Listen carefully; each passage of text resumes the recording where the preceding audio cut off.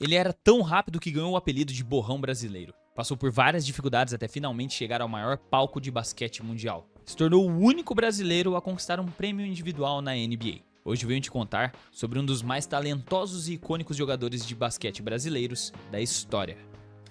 Leandro Matheus Aparecida Barbosa, nascido dia 28 de novembro de 1982, em São Paulo, capital.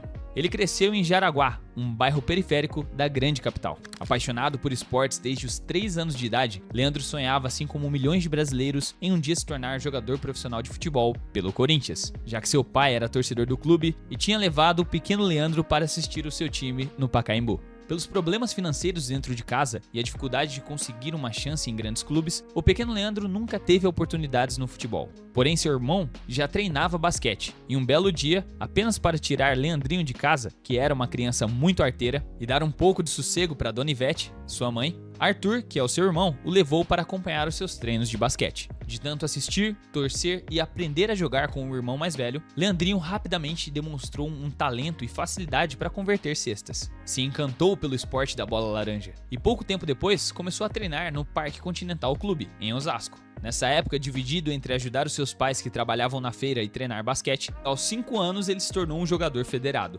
2 anos depois, apareceu uma boa proposta para ele jogar pelo Palmeiras, que foi aonde a sua vida começou a mudar, já que a equipe fornecia um ajuda de custo e uma boa escola para ele estudar. Aos 13 anos, Leandrinho diz ter passado por uma das fases mais difíceis de sua vida, onde ele jogava por 3 categorias, a categoria dele, a categoria juvenil e a categoria adulto, além de continuar estudando. Ele dormia cerca de 4 horas ou menos por noite, para poder dar conta de estar presente nos lugares. E em várias aulas da escola, acabava dormindo na carteira. Porém, os 3 treinamentos diários, incluindo um deles com o time profissional do Palmeiras, foi onde ele teve a sua maior evolução técnica e física, e chegou a atingir as médias de 14,2 pontos por lá. Isso deu uma visibilidade nacional para Leandro, que já era muito conhecido de futuros companheiros de seleção, como o Anderson Varejão, por exemplo, já que Leandrinho também fazia parte da seleção estadual de São Paulo, e disputando contra os garotos da sua idade, se tornou rapidamente uma das maiores promessas do basquetebol juvenil. Conheci o Leandrinho em Uberlândia,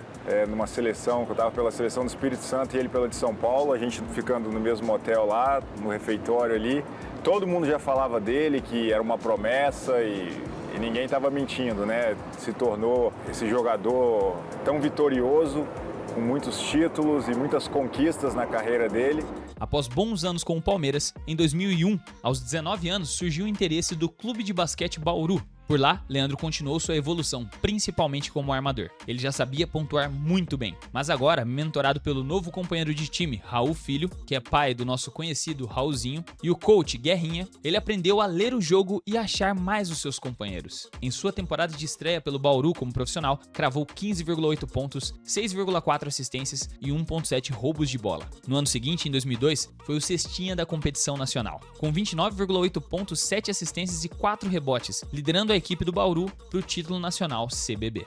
No mesmo ano, Nenê foi draftado pelo New York Knicks e na mesma noite foi transferido para o Denver Nuggets. Ao entrar na NBA, seu companheiro de seleção brasileira ligou para Leandrinho, dizendo a seguinte frase: "O próximo é você, nego." Leandrinho não achava que teria espaço na NBA. Por ser bem mais esguio do que o Nenê, ele achava que o basquete norte-americano era muito físico para ele. Mas no fundo ele nunca desacreditou de seu talento.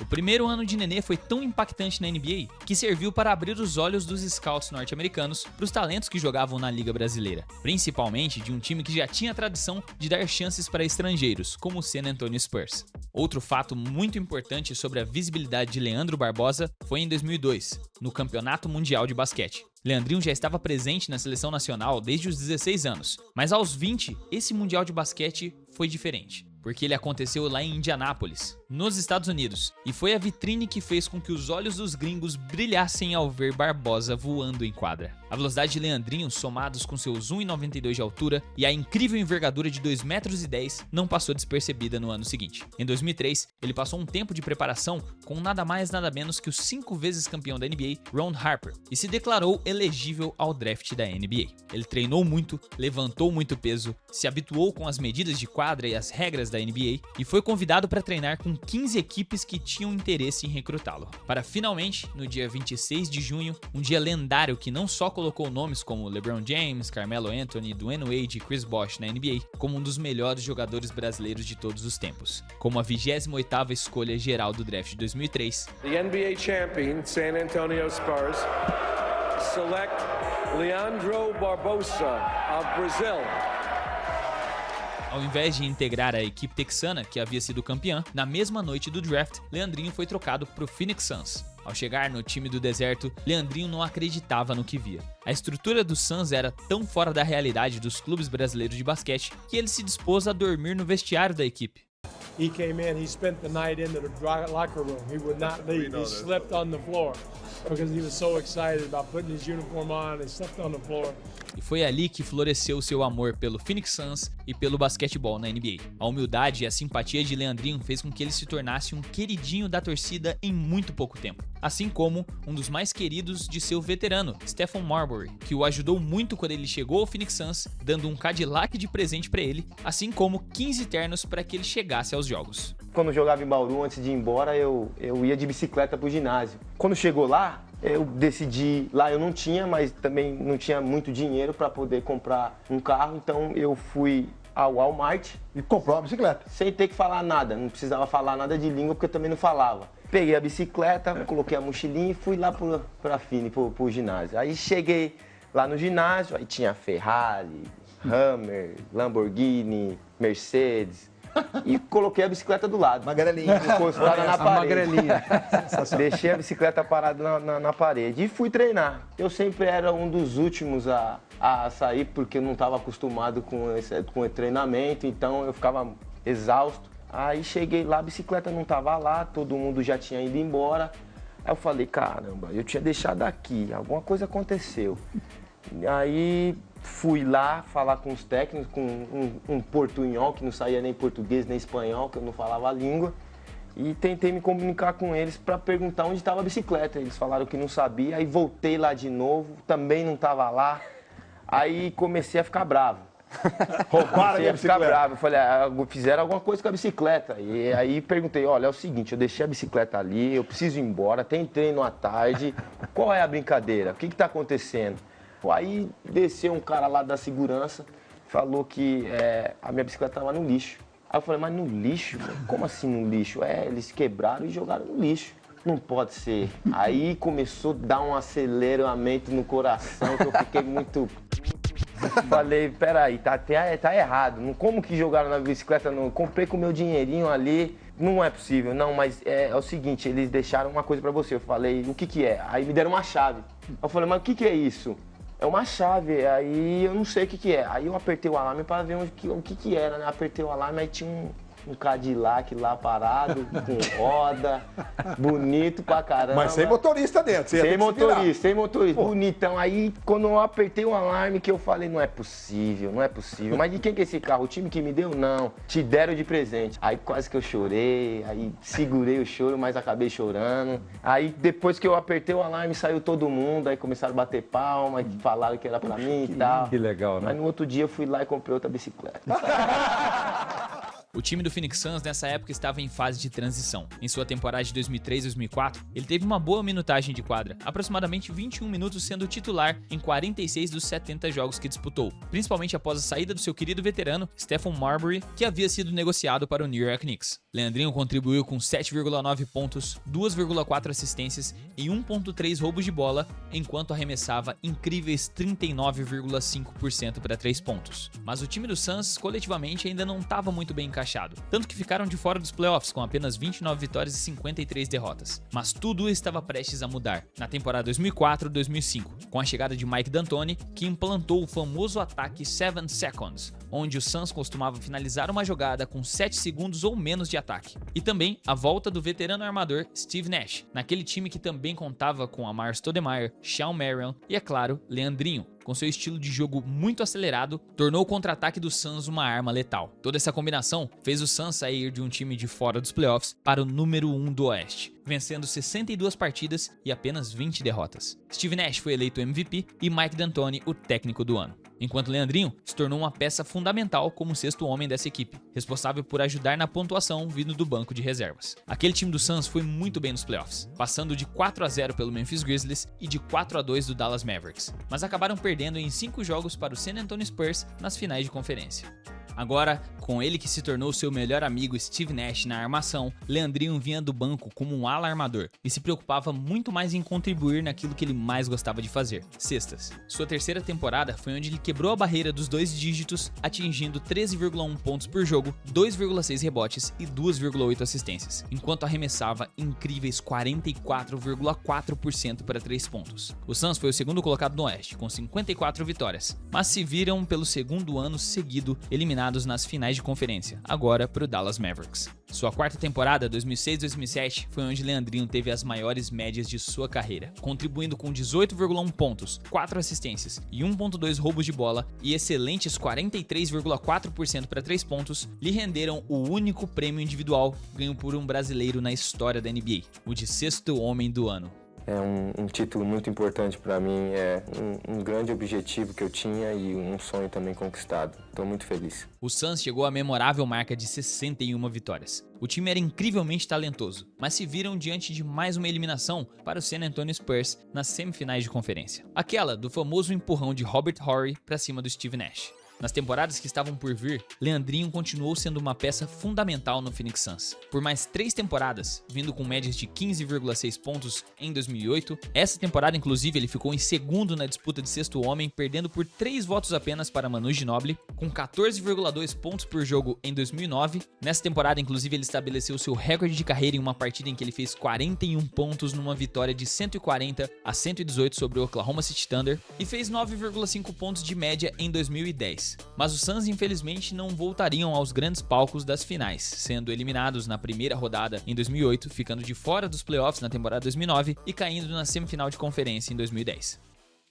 Ao final da temporada de 2010, o Suns trocou o Leandrinho para o Toronto Raptors. Ele junto com Dwayne Jones para a chegada de Edo Turkoglu na equipe. Nesse momento, ele pensou que não tinha mais o mesmo espaço como antes na liga, já que estava saindo de um time que todos os anos estava entre os melhores do Oeste, se mudando para o time canadense que na época não estava no melhor momento. Tinham entrado num processo de reconstrução com a saída de Chris Bosh e não iam aos playoffs desde 2008. Por lá, Leandrinho ainda jogou muita bola, anotando 13,3 pontos e 2,1 assistências na temporada de 2010-2011 e mais 11,1 pontos em metade da temporada 2011-2012. Ainda em 2011, durante um período de greve na NBA, Leandrinho voltou para o Brasil para disputar 15 jogos pelo Flamengo, fazendo 19,5 pontos por jogo e 4 assistências. Sua última partida pelo rubro-negro foi dia 3 de dezembro contra o Sorocaba, antes de voltar para a NBA.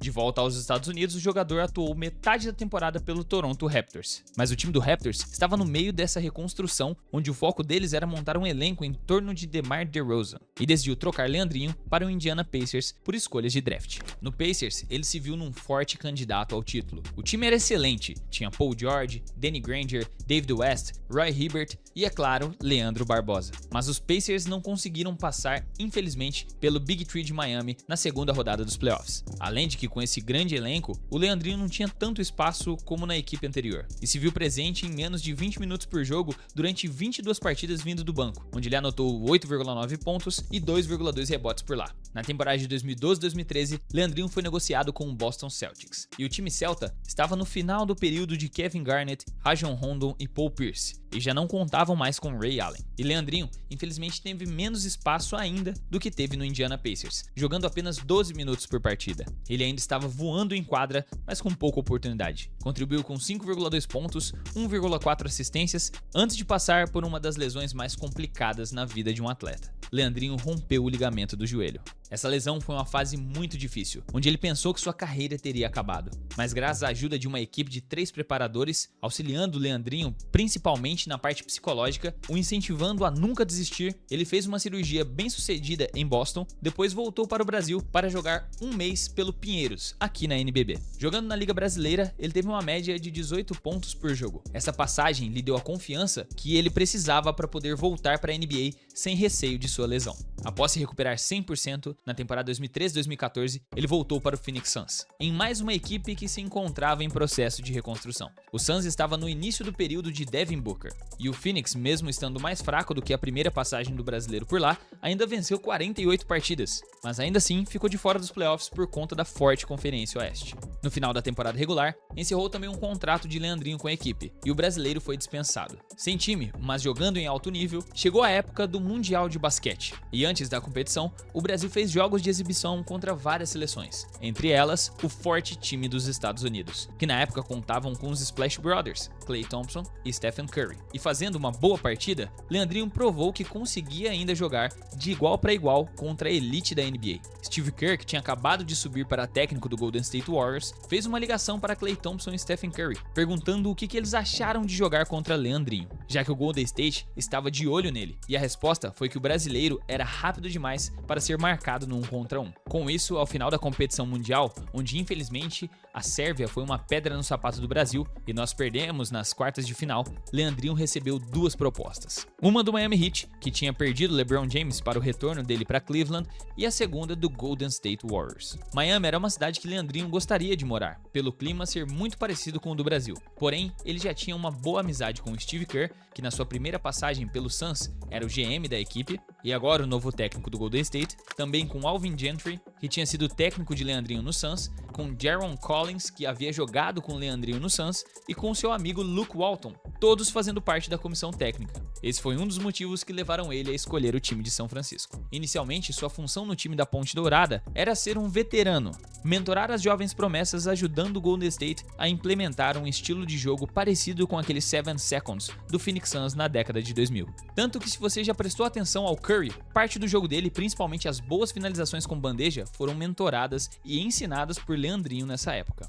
I always thought he was the best finisher. Like, we call him the layup king. He just found different ways to get it in the basket. I always admired him when I first got in the league, even before I got in the league, watching him play when he was in Phoenix or wherever he was. Porém, Barbosa ainda jogava bem mais do que apenas ser um líder de vestiário, e recebeu uma minutagem boa vindo do banco de reservas, junto com Andre Iguodala e Shaun Livingston. Leandrinho arremessava ainda 39% para 3 pontos e fazia 7,1 pontos por jogo, sendo uma peça importantíssima para os bons resultados do Warriors. Na pausa para o All-Star Game, no meio da temporada, o time do Golden State era tão bem entrosado e confiante que Leandrinho, em uma entrevista, disse o seguinte: We're gonna beat championship. Thank you, Leandro. Awesome. All right. Wow. Depois disso, o brasileiro sofreu muitos ataques, principalmente dos fãs de Cleveland e dos fãs de LeBron James, no intuito de ridicularizar aquilo que ele havia dito. Mas o tempo foi passando, o Golden State foi vencendo, até chegarem a incríveis 67 vitórias, como o primeiro colocado do Oeste. Chegando aos playoffs, logo de cara varreram o New Orleans Pelicans. Depois disso, passaram pelo Memphis Grizzlies em 6 jogos. Nas finais de conferência, passaram em apenas 5 jogos pelo Houston Rockets. E quando o Warriors finalmente chegou até a NBA Finals, aqueles que tinham feito piada da entrevista de Leandrinho já não estavam achando tanta graça assim. Ainda mais com a vitória do Golden State no jogo 1, Cleveland ainda ganhou os jogos 2 e 3, mas nos 3 jogos seguintes o Golden State se consagrou como campeão da NBA. E após 12 longas temporadas, Leandro Matheus Barbosa chegou ao tão sonhado título da maior liga de basquete do mundo.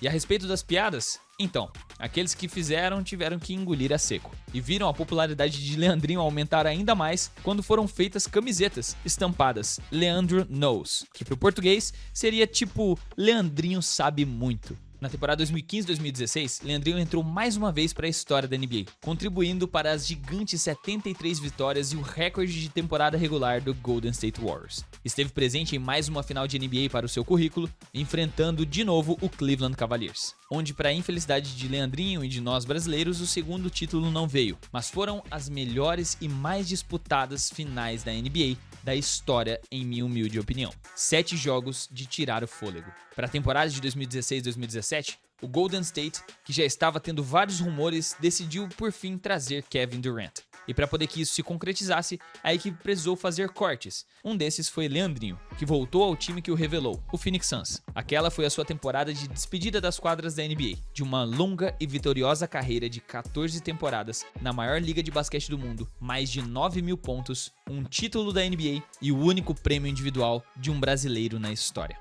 As 3 temporadas seguintes, 2018, 2019 e 2020, Leandrinho teve propostas para permanecer na NBA, onde ele contou numa entrevista que se arrependeu de não ter aceito. Porém, o que o fez optar por voltar a jogar no Brasil, na NBB, foi ficar mais perto de sua família e fazer parte do crescimento das suas 2 filhas. Em 2018, ele jogou pelo Franca, o time que mais impressionou o atleta pela paixão da torcida e da cidade. E por lá ele anotou a média de 12,5 pontos por jogo. 2019 e 2020 ele jogou pelo Minas, onde teve 15,4 pontos por jogo e 20,4 pontos, respectivamente. Leandrinho ainda teve outra passagem pela NBA, mas agora se aposentando oficialmente das quadras como jogador. E agora fez parte da equipe técnica do Golden State Warriors, como um técnico mentor dos jogadores. Hoje, Leandro Barbosa ainda se vê ali ao lado das quadras. Saiu do Golden State Warriors e aceitou uma vaga para assistente técnico de Mike Brown no Sacramento Kings em 2022, onde ele se vê até hoje ali na beira das quadras. E dentro delas também, já que ele participa da liga de basquete de 3 contra 3 chamada de Big Three, onde, diga-se de passagem, ele continua dando um show até a data de gravação desse vídeo em 2024.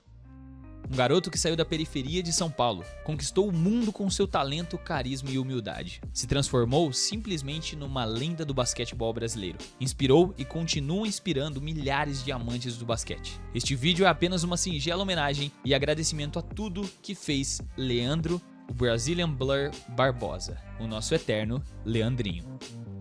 Salve pessoal, antes de encerrar esse vídeo eu gostaria de vir aqui para poder deixar 2 recados para vocês. O primeiro é que finalmente consegui abrir a minha loja, que eu chamei de Loja Trash Talk por conta do canal secundário, eu gostei também mais do nome. E por lá vou estar vendendo algumas camisetas estilo streetwear oversized, que é tipo umas camisetas assim, que nesse drop do Black Mamba. Eu gostaria de divulgar aqui caso você queira estar apoiando esse projeto, que é lá no @Loja Trash Talk no Instagram. E por conta de um probleminha no domínio do site do lojatrashtalk.com.br, eu vou estar vendendo individualmente as últimas 10 unidades que eu tenho aqui para as pessoas que entrarem em contato pelo direct comigo. E o segundo recado é caso você goste de colecionar jerseys assim como eu, dá pra ver que aqui no fundo tem algumas, né? E este humilde canal agora é patrocinado pela Meet Honest. Caso você queira visitar o site, tem várias promoções de compre 2 peças, pague um preço mais barato e você ainda tem o cupom Guibeira que vai te dar 10% de desconto em todo o site. Se você quiser aproveitar, você pode ler esse QR Code que vai estar aqui no canto da tela ou se não, clicar no primeiro link do comentário fixado. Então por hoje é isso. Se você quiser apoiar esse canal, já sabe como. Se inscreve aqui embaixo, ativa o sininho de notificações para receber vários vídeos em primeira mão. E deixa o like que você vai estar ajudando para que chegue a mais amantes de NBA assim como você. E caso você queira ajudar ainda mais, temos um botão aqui embaixo, seja membro, que por um valor, se fizer sentido para vocês, obviamente. E tem alguns benefícios como acesso antecipado aos vídeos e também um grupo exclusivo no Telegram pra gente trocar uma ideia e vocês me ajudam a decidir os temas dos próximos vídeos. Então eram esses os 2 recados. Muito obrigado mais uma vez por assistir esse vídeo inteiro e eu te vejo no próximo vídeo. Até a próxima. Falou!